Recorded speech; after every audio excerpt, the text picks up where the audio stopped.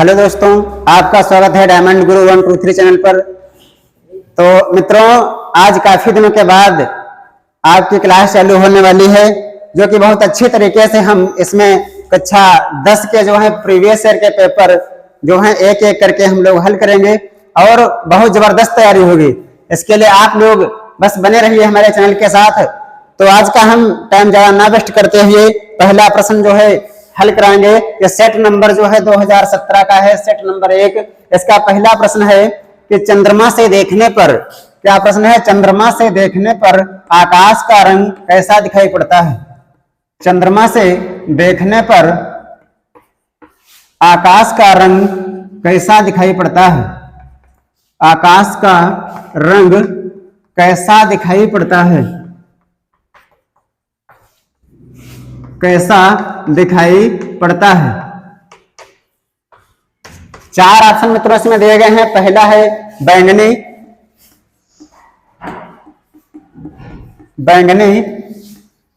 B option है नीला और C option है काला। चौथा ऑप्शन है ये तुम्हारा है सफेद। तो मित्रों, आपको यह नहीं देखना है कि हमने कितने क्वेश्चन हल किए हैं, ये देखना है कि एक क्वेश्चन से हमने कितने क्वेश्चन तैयार करवा दिए हैं। तो इसी के साथ, तो चाहे मित्रों चंद्रमा से कहा जाए या अंतरिक्ष से कहा जाए, इसमें जो है जो ये रंग दिखेगा वो कैसा होता है? अंतरिक्ष आकाश का रंग काला दिखाई देता है। कैसा दिखाई पड़ेगा? काला। तो मित्रों हम बता दें कि काला रंग जो होता है इसकी और क्या विशेषता होती है? यह जो होता है प्रकाश को अवशोषित करता है, प्रकाश को अवशोषित करता है। क्या मित्रों? ये जो प्रकाश होता है उसको अवशोषित करता है। और इसकी क्या विशेषता होती है? इसी में एक ऑप्शन है बैंगनी। हम इन सारे ऑप्शनों को डिटेल से बताएंगे ताकि आप लोगों का कोई भी प्रश्न परीक्षा में आए और वो आपसे ना छूटे। इसके लिए बैंगनी रंग जो होता है इसकी विशेषता क्या होती है कि इस रंग की तरंग दैर्ध्य सबसे कम होती है, सबसे कम होती है। क्या मित्रों? बैंगनी रंग जो होता है इसकी तरंग दैर्ध्य कैसी होती है? सबसे कम होती है। मोस्ट इंपॉर्टेंट क्वेश्चन है, हर बार परीक्षा में आता है। दूसरी विशेषता क्या होती है? इस रंग का प्रकीर्णन सबसे अधिक होता है। इस रंग का प्रकीर्णन सबसे अधिक होता है। और क्या विशेषता होती है? नीला रंग जो होता है यह मित्रों क्या होता है? यह ठंडा रंग होता है। कैसा रंग है? यह ठंडा रंग होता है। आपका जो ड्राइंग का पेपर होगा, चित्रकला का पेपर होगा, उसमें पूछे जाते हैं कि कौन सा रंग ठंडा है और कौन सा गर्म है। और मित्रों आपको बता दूं कि बैंगनी रंग कैसा होता है? यह भी ठंडा रंग होता है। कैसा है? ठंडा रंग होता है। इसी के साथ जो सफेद रंग है यह किसका प्रतीक होता है? शांति का प्रतीक होता है। कैसा होता है? यह शांति का प्रतीक है। और सफेद रंग जो होता है प्रकाश का सर्वाधिक परावर्तन करता है, प्रकाश का सर्वाधिक परावर्तन करता है, प्रकाश का सर्वाधिक परावर्तन करता है।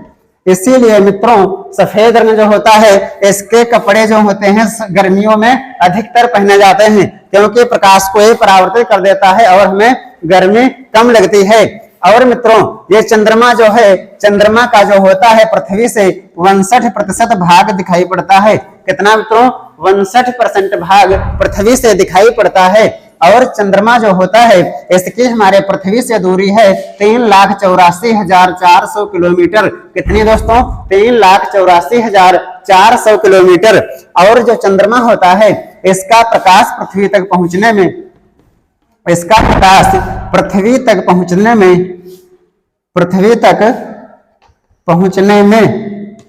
1.3 सेकंड का समय लगता है। 1.3 सेकंड का समय लगता है। मित्रों प्रकाश यहाँ पर आया है तो प्रकाश की और विशेषता हम बता दें कि प्रकाश जो होता है, मोस्ट इंपॉर्टेंट सवाल, जो प्रकाश होता है इसकी चाल पूछी जाती है। निर्वात में इसकी चाल कितनी होती है? निर्वात या हवा में प्रकाश की चाल कितनी होती है? तो ये 3 गुणे 10 की पावर 8 मीटर प्रति सेकंड होती है। कितने मित्रों? 3 गुणे 10 की पावर 8 मीटर प्रति सेकंड होती है। इसी प्रकार यदि इसकी जल में चाल पूछी जाए, जल में प्रकाश की चाल कितनी होती है? तो ये 2.25 गुणे 10 की पावर 8 मीटर प्रति सेकंड होती है। और मित्रों यदि पूछा जाए कि प्रकाश की कांच में चाल कितनी होती है, कांच में चाल कितनी होती है? तो कांच में इसकी चाल 2 गुणे 10 की पावर 8 मीटर प्रति सेकंड होती है। मित्रों यदि आपको क्लास अच्छी लगे, आपको लग रहा हो कि मैं पेपर पूरा अच्छी तरीके से हल कर सकता हूं, तो लाइक, शेयर और सब्सक्राइब करिए और कमेंट करके जरूर बताइएगा कि कैसी आपकी व्याख्या, कैसे आपके प्रश्न हैं, ताकि मेरा हौसला बढ़े और आपके लिए इसी तरह की क्लासें लाते रहें। इन्हीं के साथ और जो प्रकाश होता है इसकी तरंग दैर्घ्य लगातार परीक्षाओं में आता है, कितनी होती है? 4500 एंगस्ट्रॉम से 7800 एंगस्ट्रॉम होती है। कितनी मित्रों? 4500 एंगस्ट्रॉम से 7800 एंगस्ट्रॉम तक होती है। तो पहला प्रश्न था मित्रों, चंद्रमा से देखने पर आकाश का रंग कैसा दिखाई पड़ता है? तो इसमें 4 ऑप्शन थे, चारों का हमने क्या कर दिया? पोस्टमास्टम यहाँ पर कर दिया है। सफेद रंग जो होता है शांति का प्रतीक होता है, सफेद रंग का सर्वाधिक परावर्तन होता है। इसी के साथ बैंगनी रंग जो होता है, इस रंग की तरंग दैर्घ्य सबसे कम होती है।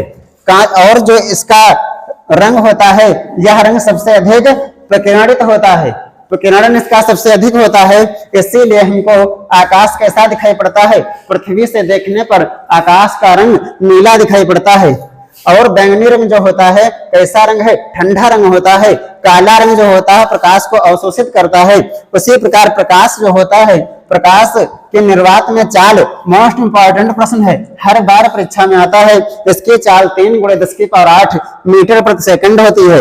इसकी तरंग दैर्घ्य लगातार जो पूछा जाता है 4500 एंगस्ट्रॉम से 7800 एंगस्ट्रॉम तक होती है। तो मित्रों आशा करता हूं कि यह प्रश्न आपको समझ में आया होगा और आप लोग कापी और कलम लेकर जरूर बैठिएगा, क्योंकि जो प्रश्न यहाँ से जितने भी यहाँ पर लिखे हैं, हर लाइन से तुम्हारा ऑब्जेक्टिव सब्जेक्टिव प्रश्न बन सकते हैं।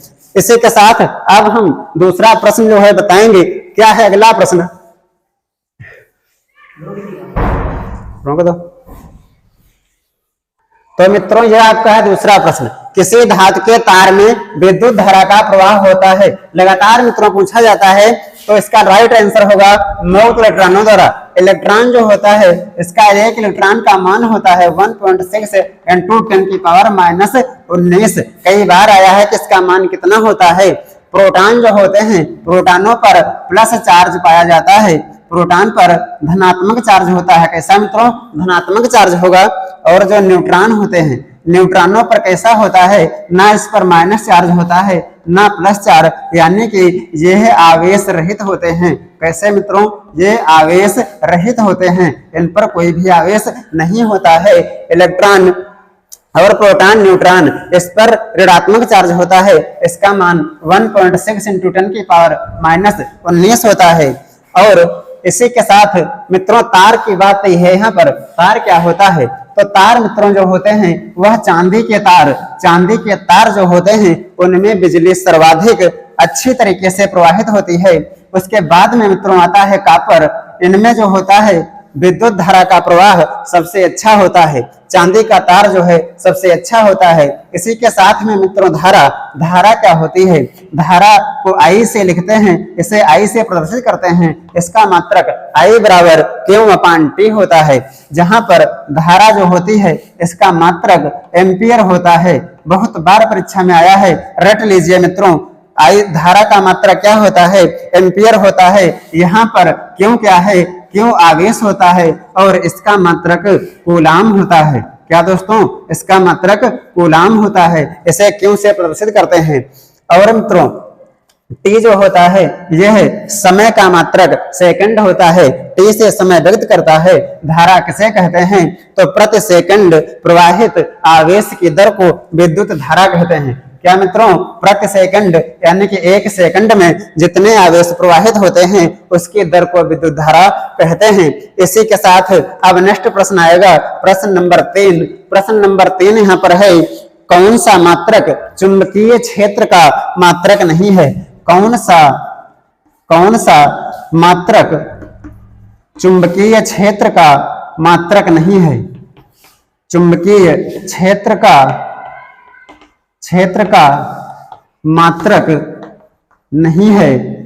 क्या मित्रों, कौन सा मात्रक चुंबकीय क्षेत्र का मात्रक नहीं है? पहला ऑप्शन है वेबर प्रति मीटर स्क्वायर, वेबर प्रति मीटर स्क्वायर। दूसरा ऑप्शन है टेस्ला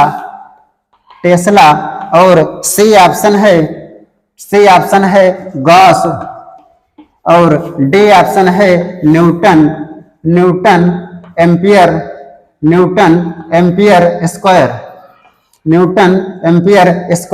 तो इसका राइट आंसर मित्रों न्यूटन प्रति एम्पियर मीटर स्क्वायर, यह चुंबकीय क्षेत्र का मात्रक नहीं होता है। चुंबकीय क्षेत्र का मात्रक वेबर प्रति मीटर स्क्वायर और टेस्ला ये चुंबकीय प्रेरण का मात्रक होता है। तो इसका जो है ये तीनों जो मात्रक होते हैं ये चुंबकीय क्षेत्र के मात्रक होते हैं। ये हमारा राइट आंसर, यह चुंबकीय क्षेत्र का मात्रक नहीं होता है। चुंबकीय क्षेत्र जो होता है इसे बी से प्रदर्शित करते हैं। किससे मित्रों? बी से प्रदर्शित करते हैं। इसी के साथ में अब आता है चौथा प्रश्न। चौथा प्रश्न है मित्रों, विद्युत विभवांतर का मात्रक क्या है? इसमें जो पहला ऑप्शन दिया है वह तुम्हारा है, पहला ऑप्शन इसका दिया है एम्पियर। पहला ऑप्शन क्या है? एम्पियर। मित्रों बहुत ही मोस्ट इंपॉर्टेंट प्रश्न है, प्रीवियस ईयर में पूछे गए हैं। आप लोगों को ध्यान से देखना है ताकि आप परीक्षा की खोपड़ी में छेद कर पाएं। तीसरा ऑप्शन है वोल्ट और चौथा ऑप्शन इसका है वाट। तो मित्रों कह रहा है कि विद्युत विभवांतर का मात्रक क्या होता है? विद्युत विभवांतर का मात्रक वोल्ट होता है। विभव का मात्रक पूछा जाए तो विभव का मात्रक भी क्या होता है? वोल्ट होता है। इसे V से प्रदर्शित करते हैं। एम्पियर अभी हमने आपसे चर्चा की कि धारा का मात्रक क्या होता है? विद्युत धारा का मात्रक एम्पियर होता है। वाट आपको बता दो मित्रों, ये शक्ति, सामर्थ्य और क्षमता का मात्रक होता है। किसका मित्रों? ये क्षमता, सामर्थ्य, शक्ति या पावर का मात्रक वाट होता है। इसे P से प्रदर्शित करते हैं। P बराबर VI ये फार्मूला होता है। विभव और धारा में संबंध होता है। और ओम का मोस्ट इंपॉर्टेंट, ये ओम प्रतिरोध का मात्रक होता है। प्रतिरोध का मात्रक होता है जिसे हम R से प्रदर्शित करते हैं। प्रतिरोध का मात्रक ओम होता है। क्या मित्रों? प्रतिरोध का मात्रक ओम होता है। प्रतिरोध का सूत्र R ओम। प्रतिरोध का मात्रक क्या मित्रों होता है? ओम होता है। इसी के साथ में पूछा जाता है कि प्रतिरोधकता का मात्रक क्या है? Most important. कैसा? Most important. तो मित्रों याद रखना इसका मात्रक ओम मीटर होता है। क्या मित्रों? ओम मीटर। इसका मात्रक क्या होगा? ओम मीटर। रट लीजिए, यह प्रश्न आपके बोर्ड परीक्षा में छपने वाले प्रश्न। इसी के साथ अब हम बात करते हैं कि ये विभवांतर और विभव क्या होते हैं। तो विभव जो होता है, विभव का सूत्र होता है V बराबर IR, ओम के नियम से विभवांतर। तो ये ओम का नियम, ये भी आप रट लीजिए, आपकी परीक्षा में सब आने वाले प्रश्न। इसी के साथ प्रश्न नंबर जो 5 है, प्रश्न नंबर 5 बहुत ही बेहतरीन एक क्वेश्चन दिया गया है न्यूमेरिकल का। एक विद्युत बल्ब पर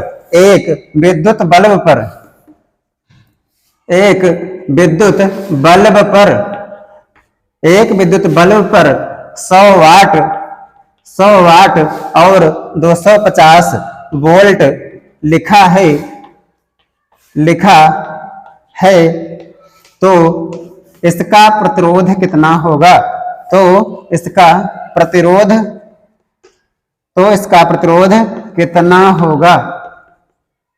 तो इसका प्रतिरोध क्या मित्रों? इसमें आपको वाट दिया गया है, यानी कि क्षमता 100 वाट दी गई है और वोल्ट कितना दिया है, वोल्ट 250 वोल्ट दिया गया है। हमसे कह रहा है कि इस प्रतिरोध का मान बताओ, प्रतिरोध कितना होगा। तो सबसे पहले इसमें जो दिया होता है हम उसको नोट करेंगे, यानी कि गिवन इसमें क्या दिया है, वाट होता है क्षमता का मात्रक। अभी मैंने पढ़ा है क्या होता है, शक्ति या सामर्थ्य जो होता है ये क्षमता का मात्रक होता है, यानी कि कितना है, ये 100 वाट है P बराबर।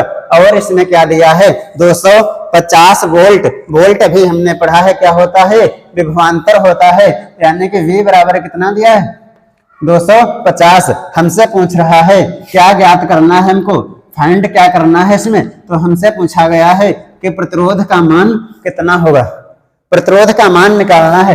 अब इसको हम हल करेंगे, इसका सॉल्यूशन देखेंगे क्या होता है। तो R बराबर एक फार्मूला होता है V square upon P, V square upon P। तो R बराबर V का मान कितना होगा मित्रों, V का मान 250 स्क्वायर है, इसीलिए हम क्या लिखेंगे, 2 बार लिख देंगे। P बराबर कितना इसका मान होगा, P बराबर 100 दिया है, तो नीचे हम क्या कर देंगे, 100 कर देंगे। अब इसको हल करेंगे, इस 0 से ये 0 जाएगा और इस 0 से ये 0, 25 और 25 की गुणा करा देंगे, कितना हो जाएगा 625। ये ओम आ जाएगा, क्योंकि ओम किसका मात्रक होता है, प्रतिरोध का मात्रक होता है।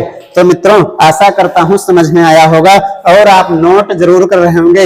इसी प्रकार के क्वेश्चन, इसी प्रकार के आपको बोर्ड परीक्षा में देखने को मिलेंगे। इसी के साथ अगला प्रश्न, तो मित्रों ये छठा प्रश्न है कि दूरदृष्टि दोष से पीड़ित व्यक्ति के लिए चश्मे में कौन सा लेंस प्रयुक्त किया जाएगा। बहुत ही अच्छा प्रश्न, हर बार परीक्षा में आता है। तो इसका राइट आंसर जो हो जाएगा, दूरदृष्टि दोष में हमेशा क्या प्रयुक्त होता है, इसमें उत्तल लेंस का प्रयोग किया जाता है। अब उत्तल लेंस क्या होता है मित्रों, उत्तल लेंस वह लेंस होता है जो किनारों पर पतला और बीच में मोटा होता है, उसे उत्तल लेंस कहते हैं, उसे उत्तल लेंस कहते हैं। क्या कहते हैं मित्रों, उत्तल लेंस कहते हैं। इसमें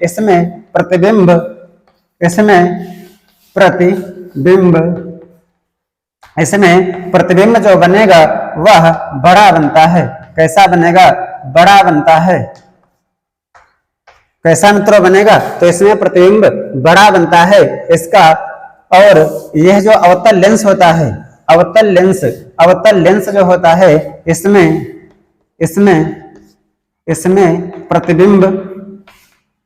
प्रतिबिंब जो होगा वह कैसा बनता है, तो छोटा बनता है। कैसा मित्रों, इसमें छोटा बनता है। और अवतल लेंस किसे कहते हैं, तो वह लेंस जो किनारों पर मोटा और बीच में पतला होता है, जो किनारों पर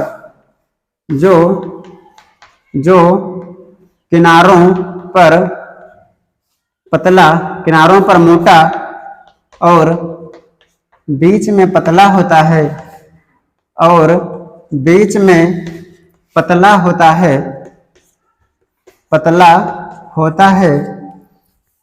अवतल लेंस कहलाता है। अवतल लेंस जो होता है यह किनारों पर मोटा और बीच में पतला होता है, अवतल लेंस कहलाता है।